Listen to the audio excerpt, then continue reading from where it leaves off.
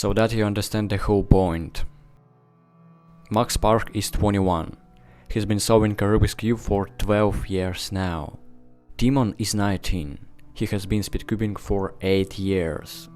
They are masters of the highest category. But like a bolt from the blue he appeared.